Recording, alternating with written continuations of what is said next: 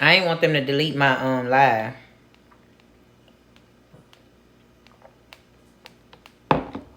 Y'all back? Hey there. I ain't want them to delete my live, y'all. So that's why I told y'all to leave and come back on. I ain't realized we've been on here a whole hour. So I'm gonna show y'all this picture from when I guest posed at Dre show. We probably got some new people that's gonna get on here now. But for all them old people that were just on here, when I was just on here, look at that, y'all. Ooh, kill them, baby. Look at them muscles, child. Was getting it in back then. What's up? What's up? Come on back in, y'all, so y'all can catch these pictures. Yeah, that's some hard work. I ain't gonna lie to you. That's some hard work, y'all. And like I was telling Meeks, and like I talked about in the training last week and this week, y'all, it honestly, because a lot of people ask me, like, what was your driving force when you got all the muscles?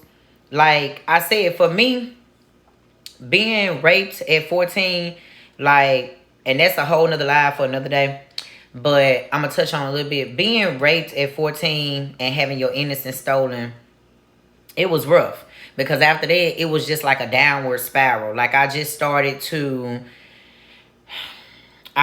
look for love in all the wrong places.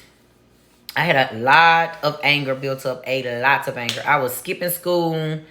I was smoking dope. I was dealing with drug dealers. I was cutting, because, and a lot of people, in our community, because I can't speak for other communities, but in our community, a lot of black people, we sweep things under the rug. So when I got to Ole Miss, being around a lot of white people, and they had a lot of counseling, everybody was like all open.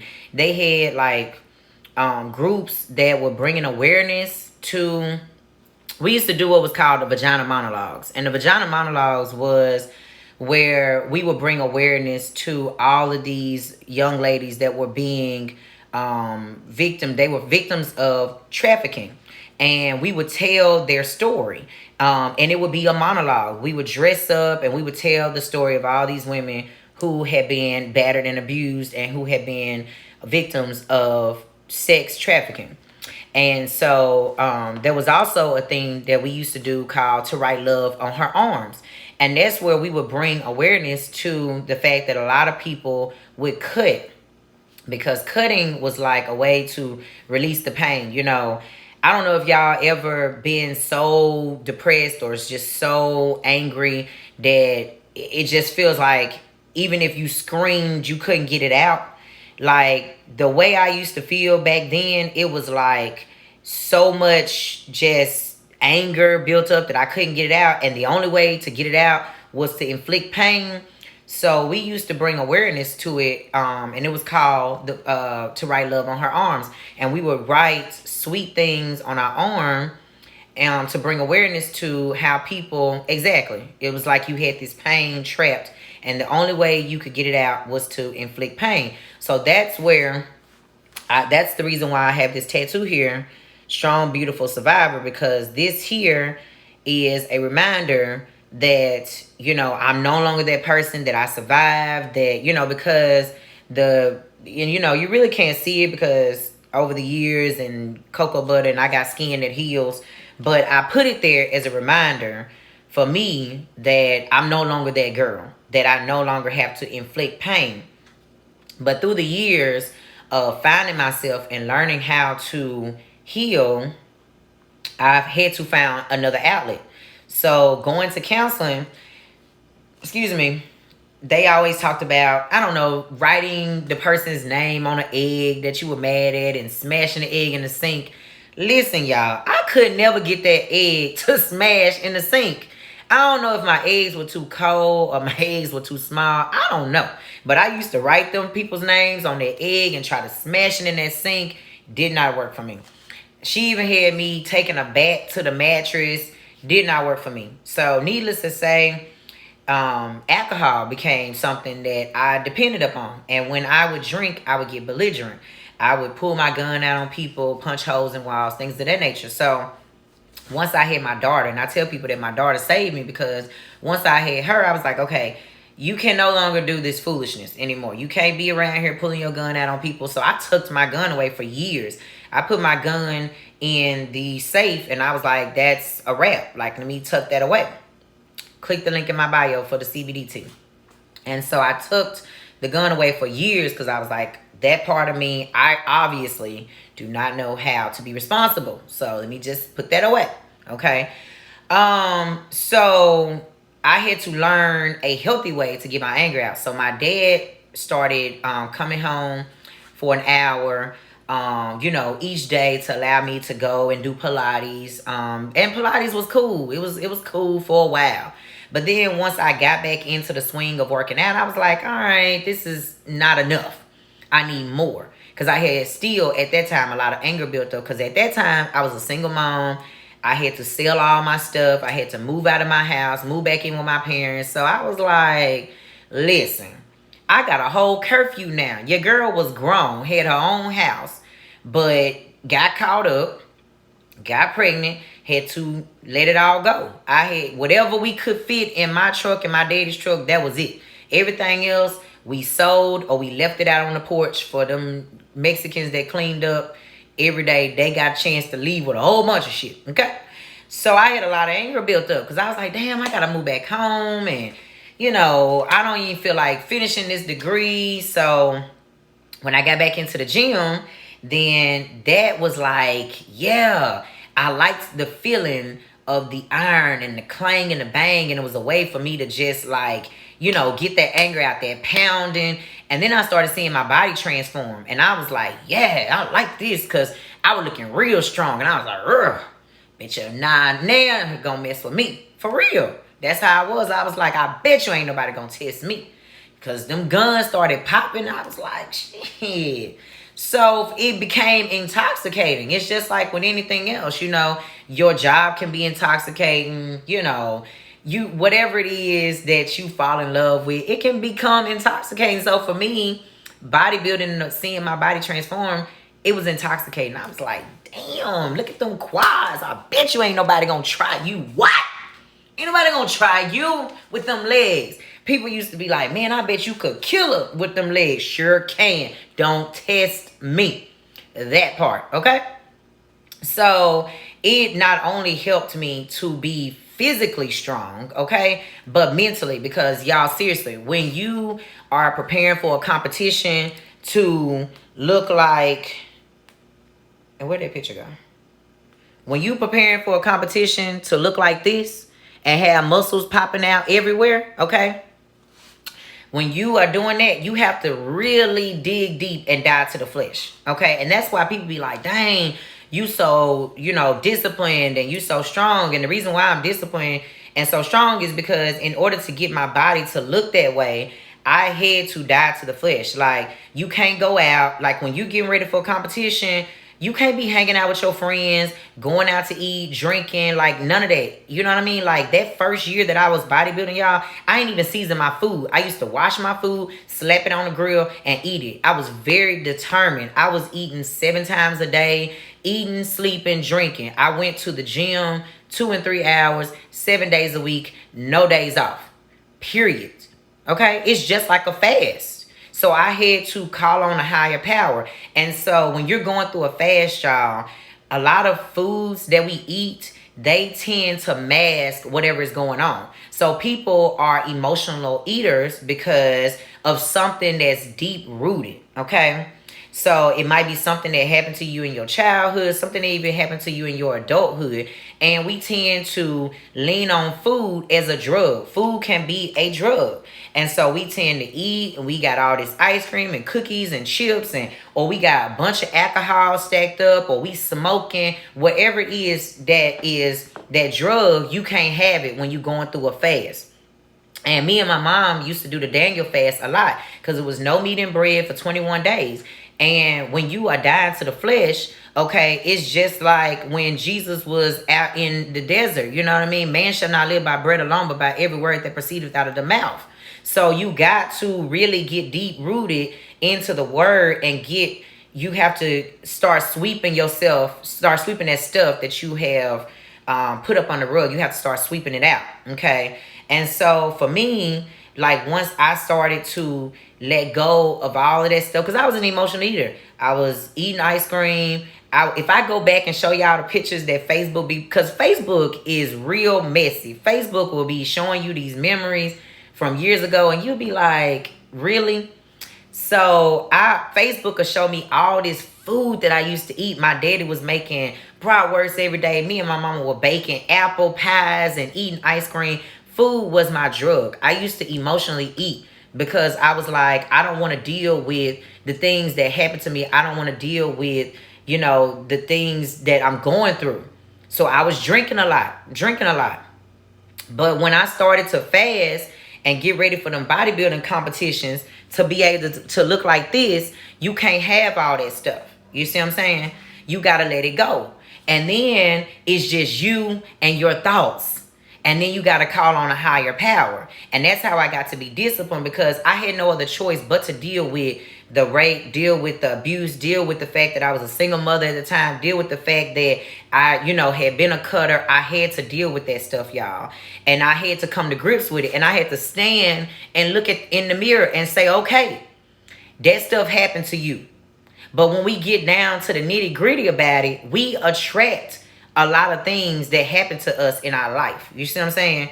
We attract those things. We want to blame everybody else, which I'm not saying that what happened to me is my fault, that I was raped at 14, which was my fault. I'm not saying that. What I'm saying is you have to think about what frequency were you vibrating on when certain things happen. See, for me, my dad was a military man, so he was in and out of the house. And I didn't have that just love from him. Like now he's soft and retired and he didn't got old. So he's lovey-dovey and, but we got to get down to the nitty gritty. Why was he like that? Because black men from that era did not know how to express themselves. So in my little 14, 13, 12-year-old eyes, all I knew was my dad don't tell me he loved me. My dad don't hug me. My dad don't tell me that I'm beautiful. That's all I knew. I didn't know that because black men from that era were taught to be tough. He came from a household of 4 other men. His daddy was military. So I didn't understand that my daddy didn't know how to express himself. Okay, so that's why I said when you really start to die to the flesh and start to fast and start to clean them toxins out your life, then you can really see clearly as to why things happen and get down to it, because it's a domino effect. You see what I'm saying? So once I got down to it, I was like, it wasn't that my daddy didn't love me. He didn't know how to express that. And now that he's gotten older, I look at him in a way that, Blake, now that he's gotten older and he's learned how to be able to express himself. So that was the first thing. I was operating on a frequency of not having enough love, of not being loved. And so I started to attract men who, was putting their hands upside my head, because that was the frequency that I was vibrating on at that time, because I didn't know my own worth. So while I was building up my body and getting strong physically, you can't get strong physically if you're not getting strong mentally at the same time. Because like I said again, in order for you to be able to look like this and to be able to look like this, you have to have that mental clarity. You have to be, focused in, honed in, disciplined on your square. You see what I'm saying? So that's why people always ask me, they're like, well, dang, how you so disciplined? And it's like, because once I got my body to look a certain way, I just became intoxicated with it. It was like, look, nobody is ever going to look at me weak again. And then I got strong mentally and I just kept going. I put my mind to it and I was like, look, this is what I want. When I say it's something that I want, I'm going to do it. I had a point to prove, and then it just became something that was a form of healing for me. I was able to really heal and to really be who I wanted to be, because I always wanted to be able to tell my story but didn't know how. God was like, this is how you gonna tell your story, because I'm bald and I got muscles. So when people see me, they automatically look and listen, because they like, dang, she's strong. Like, what's her deal? You see what I'm saying? So that was God's way of being able to help me to get my story out and help people to be able to be drawn to me, you know? So I don't even know how we got on this, y'all. And y'all have just been going in. What are y'all saying here? Yes, and God brought me an amazing husband, because I started to really know my worth and to be able to operate on the right frequency. You know what I'm saying? So I said all that to say, you know, that once you die, this time, what we going through, this quarantine and all of that, we got to use this time as time to self-reflect and to really deal with those issues that we swept up under the rug. And that's why a lot of people don't want to detox. That's why a lot of people don't want to fast, because it's not because, you know, they are afraid of the products or whatever else. It's because they are afraid of what is going to come out of them. You see what I'm saying? Because when you detox, it's some stuff that's going to come out of you that you don't want to see. It's some stuff that you know that's not only in your body, but also in your soul, in your mind, in your spirit, that you don't want to deal with, and you don't want that to come out. So that's why you're afraid to fast and you're afraid to detox, because you're afraid to look at that toilet and see what then came out your body. You scared. And I can understand that. Been there and done that. I can understand that, y'all. Because it's scary when you have to lift up that rug and see all that shit up under that rug. Them dust mites and dust balls and all of that dead bugs up under there. It is a scary feeling to have to lift up that rug and sweep what was up under there. Because we tend to just shove it in there. Like, I hate moving because it's a scary feeling. What all that stuff I got to take out my closet. I got to clean my closet out. That's why I hate moving and nesting, because I be afraid of what I'm gonna find in my closet. And that's why a lot of people are afraid to detox and afraid to fast, because they're afraid of what they're gonna find out. A lot of people don't even look in the mirror because they're afraid of what they're gonna see when they look in the mirror. But we got to get down to the root of it, because if we don't get down to the root of it, then that gut health, nothing else is gonna be able to heal. You see what I'm saying? Because it's not even just about the products, because we health and wellness. But when you start with that gut health, when you start with that mental health, everything else is going to pop off. So a lot of people are like, well, I'm not going higher. I can't get what I want. I have this blockage. You got to start by cleansing out everything, y'all. And that's just all across the board. You got to cleanse your house, sage your house. You got to clean out your closet. You got to sweep up under the rug. You got to detox your body. You got to detox your mind. It's some stuff that you're going to have to let go of. But it's some stuff that's going to scare you. But that's fine. Once you can deal with it and get to the root of it. Because I'm telling y'all, it's still some stuff that I don't want to deal with. You see what I'm saying? It's still some stuff that I be like, no. But in order for me to be able to get to that level that I'm trying to get to, I got to deal with everything. All across the board. All across the board. You see what I'm saying? So, child, I didn't get on here and preach the word.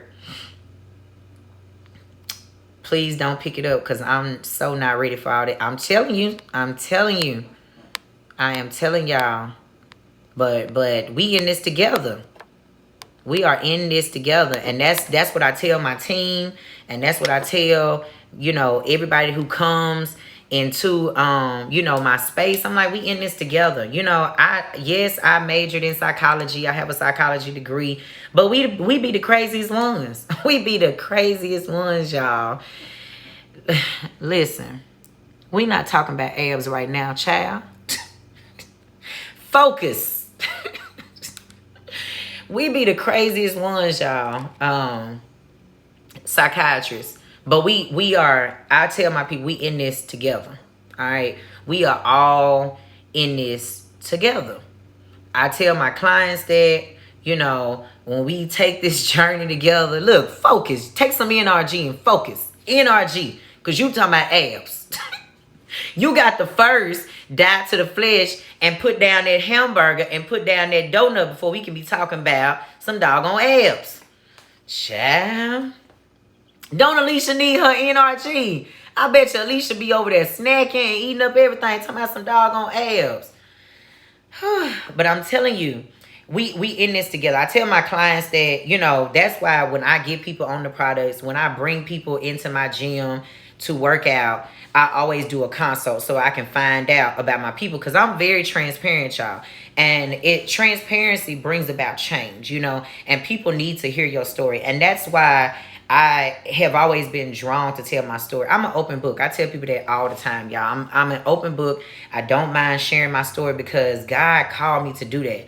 I didn't like people a long time ago. I was like, no, I don't like people. I was sharing my story. I've always shared my story. I've been sharing my story of abuse ever since I was in college, going through counseling.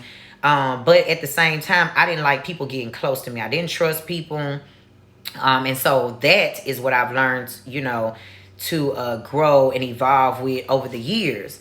But I always, like to share my story because I feel like it's selfish if you've gone through something and it's people out there that don't have a voice. Because there are some people here on my live that have been through what I've been through, been raped or molested or, abused, or been through alopecia, or, what may have you, single mother, single father, what may have you, cutter. It's some things that y'all have been through and you're not ready to be able to talk about it because you're still going through.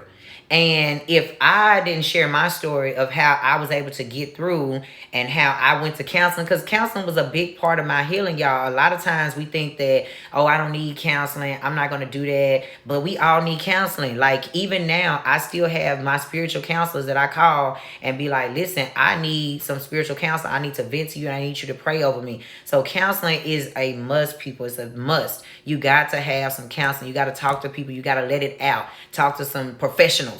Okay, not your homegirl and your homeboy who don't know what the hell they talking about.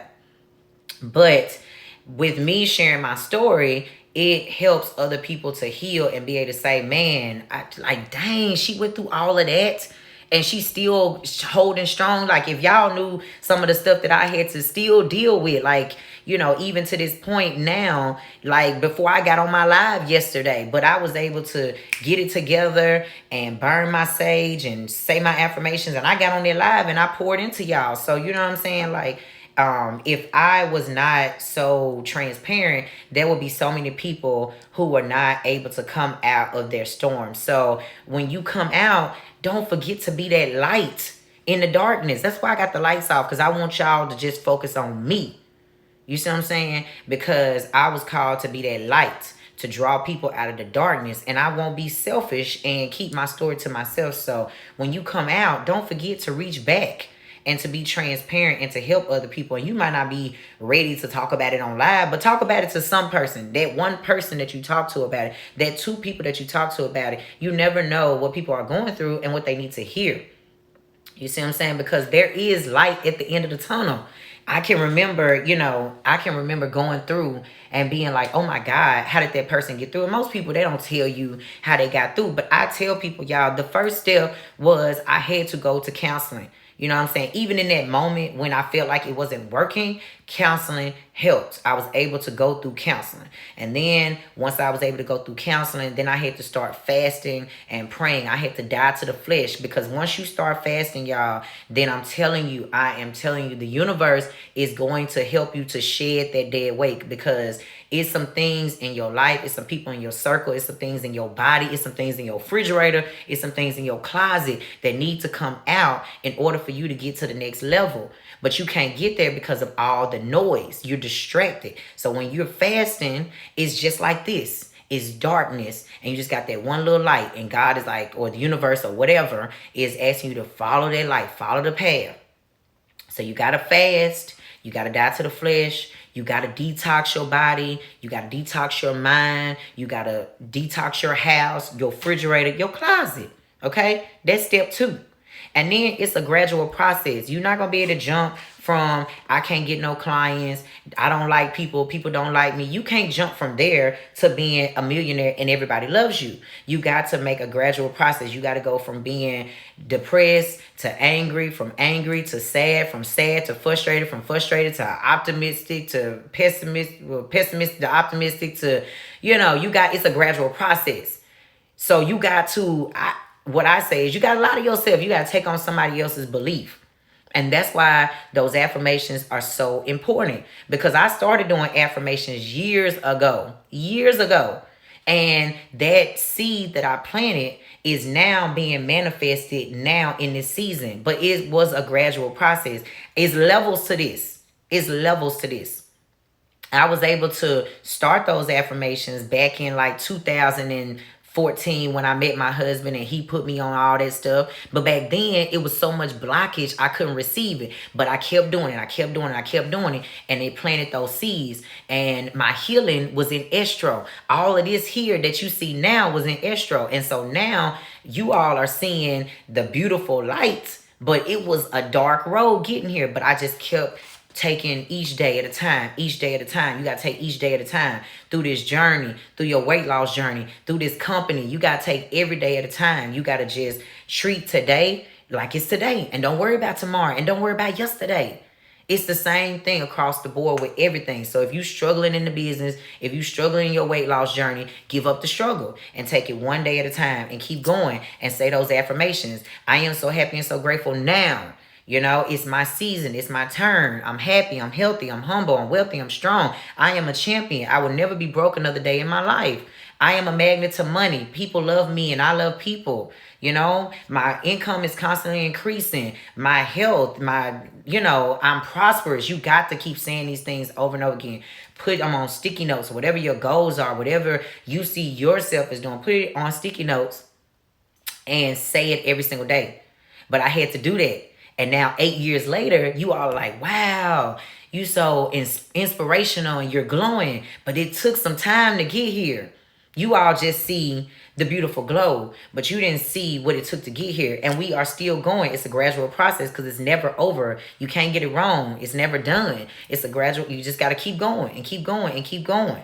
So most people don't tell you how they got out the storm. You just see, okay, that person was raped. That person was broke. That person was depressed. And now they over here happy with a husband and kids and businesses and they a millionaire. But they don't tell you how to get out. And that's why I make sure that I always tell people, this is how you get out. You got to go to counseling, man. You got to. You got to fast.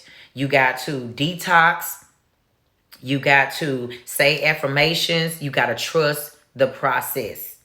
Trust the process and keep moving forward. Find you somebody who you're inspired by and just watch them. I was inspired by Mako Fit when I first started. It was something about her, the foods that she ate, her ritual every single day, man. Because like Stormy says, success leaves clues. And so I would follow her. And I was like, okay, because in order for you to be successfully mentally and physically and emotionally, in order for you to operate on that frequency, you can't be eating junk. You can't be watching junk. You can't be listening to junk. I don't watch TV, y'all. I don't. I watch Netflix every now and then. I watch Prime every now and then. But I don't watch TV. I don't watch reality TV. I don't watch TV, period. Because those type of things will cause me to operate on a negative frequency, on a broke frequency. I want to operate on a wealthy frequency. So I have to feed my brain with things that are going to help me to go higher. Not for me to be down here ready to fight somebody. Because I know me. I know my anxiety. If I'm watching reality TV and then next, I have a problem with somebody, I'm be ready to nuck if you book. Like for real. I went to the school in the hood. I used to carry a razor under my tongue. I don't want to bring up those old residue. Okay? Because Tasha, the old Tasha, could get crunk. All right? I told y'all I had to hide my gun from myself for some years because I used to pull it out. I used to carry a razor under my tongue. Like you could get it. What's up? So why would I watch reality TV if that's going to bring up that old residue? That's just like I don't drink a lot because I might have a drink socially. But I don't drink because I know what that does for me. So you got to operate on the right frequency. If you know that drinking is your drug, don't go out with your friends drinking or go to the bar. If you know that reality TV gonna cause you to be talking to your husband crazy or ready to fight, then don't do it. You see what I'm saying? So we got to detox and clear our space. So when I was following Mako Fit and I was watching her, I was like, yes, I know y'all would not have liked the old me, okay? Because my Twitter page was ratchet. I used to engage in Twitter after dark. I used to say all kinds of ratchetness on Twitter. I deleted my Twitter and started a new one, and I still don't use it because you know what? I don't know what to say because I used to be so ratchet. I don't know what to say. So I don't tweet now.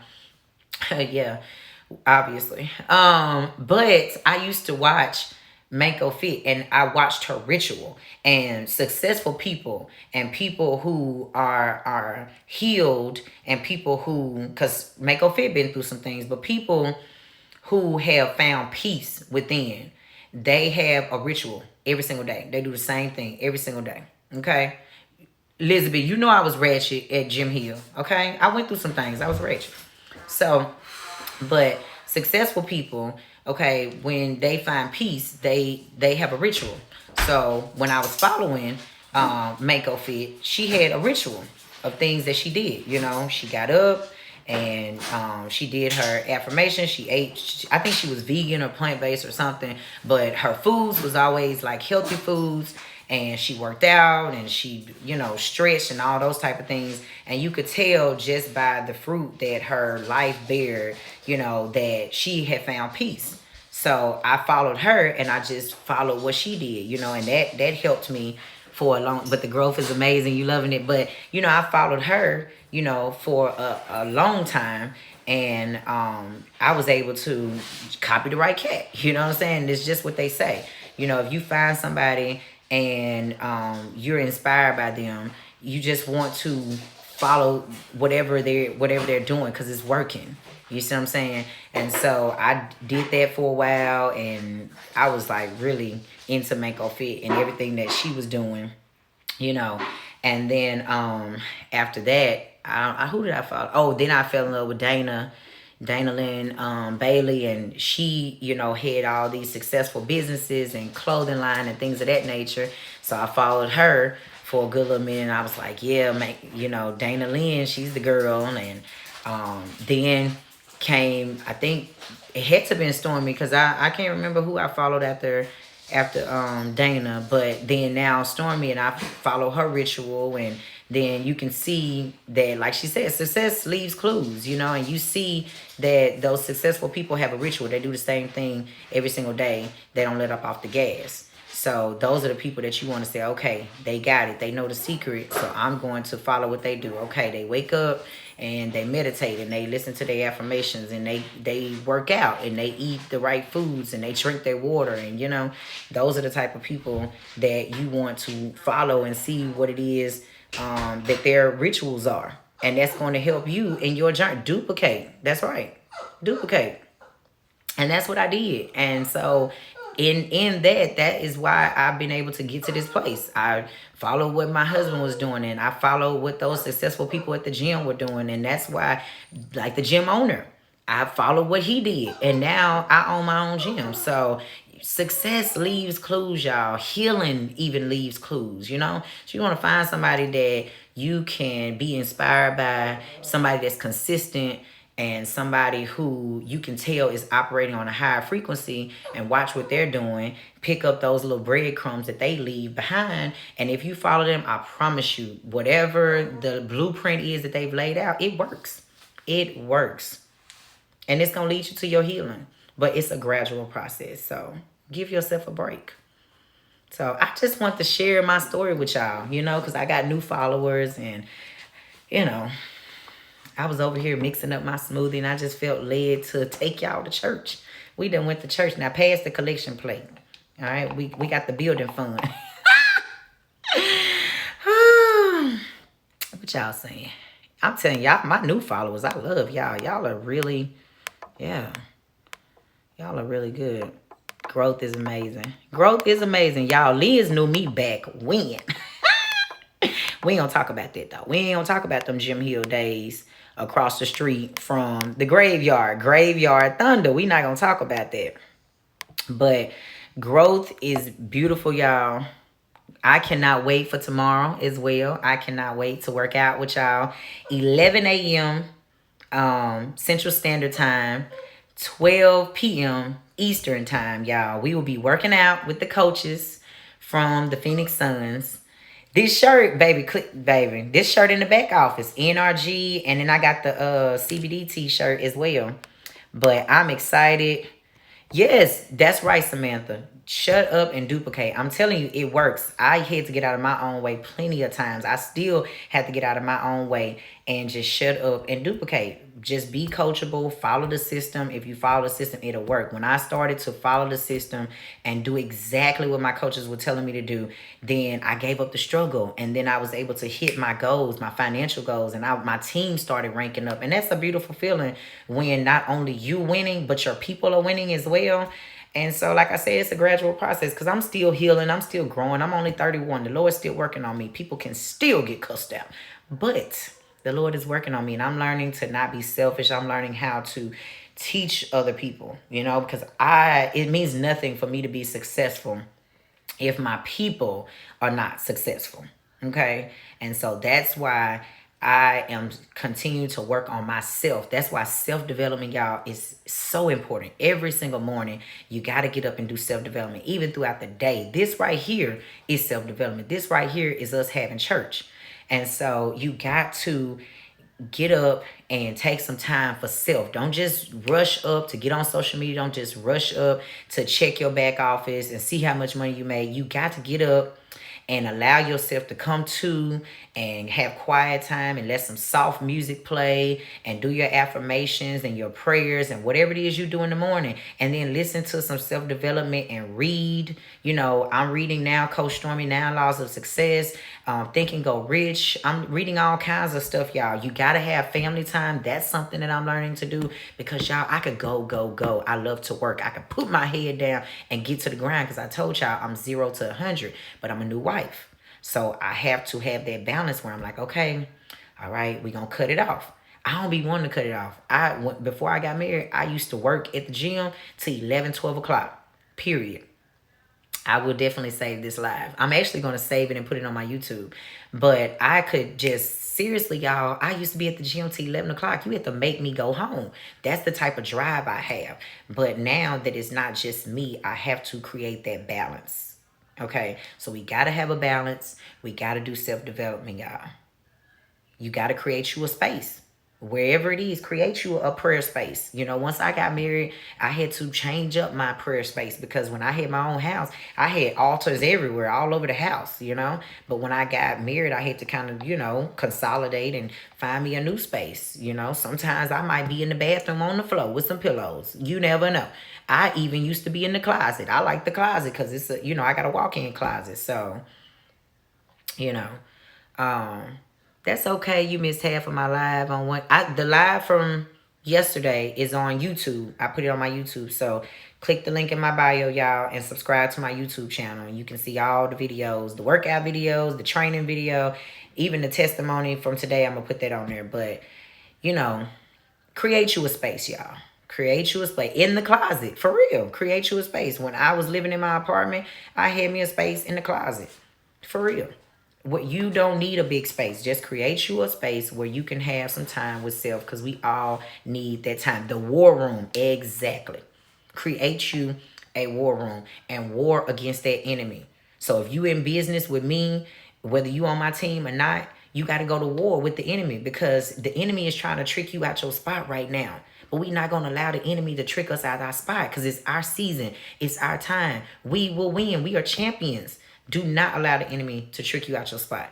Depression trying to come over you, anxiety trying to come over you because we quarantine right now and you just don't know. And people are frustrated because they've been locked up in the house for too long. But you got to go to war with the enemy. Get outside, do your walking, your meditation, get on my videos and get your workout in and get to work. But we warring against the enemy because this is wartime.